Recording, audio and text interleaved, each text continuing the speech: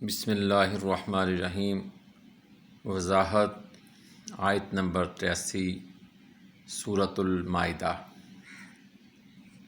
اس آیت میں اللہ تعالیٰ ان کی تعریف فرماتا ہے جو رقت قلب کی وجہ سے قرآن کریم سن کر رو پڑتے ہیں، جیسا کہ نجاشی کا واقعہ ہے کہ جب اس نے حضرت جعفر بن ابی طالب رضی اللہ تعالیٰ عنہ سے مجمع کسیس و رحبان میں حبشہ کے اندر برسر دربار قرآن سننے کی خواہش کی اور مشرکین مکہ کا وفد موجود تھا، تو نجاشی نے پوچھا تمہاری کتاب میں حضرت مریم علیہ السلام کا ذکر ہے؟ حضرت جعفر رضی اللہ تعالیٰ عنہ نے فرمایا قرآن کریم میں ایک صورت ہے حضرت مریم کے نام سے جو منسوب ہے۔ پھر آپ رضی اللہ تعالیٰ عنہ نے صورت مریم کا رکوع تلاوت فرمایا اور ذالک عیسیٰ بن مریم تک پڑھا، پھر سورہ طٰہٰ کا رکوع تلاوت کیا اور حل اتاک حدیث موسیٰ تک پڑھا تو نجاشی رو پڑا اور دوسرا مجمع بھی رو پڑا۔ پھر 70 آدمی جو اس مجمع میں تھے انہیں آپ نے سورہ یاسین سنائی،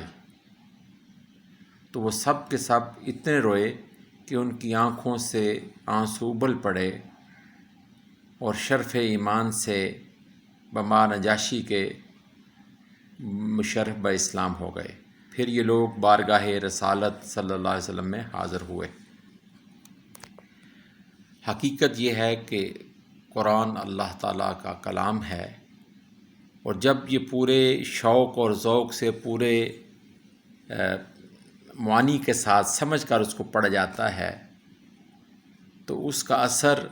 انسان کے دل پر ہوتا ہے، اور جب انسان کے دل پر اس کا اثر ہوتا ہے تو پورے جسم پر کپ کپی طاری ہو جاتی ہے اور آنکھیں بے ساختہ چھلک پڑتی ہیں، آنسوؤں کی لڑی بن جاتی ہے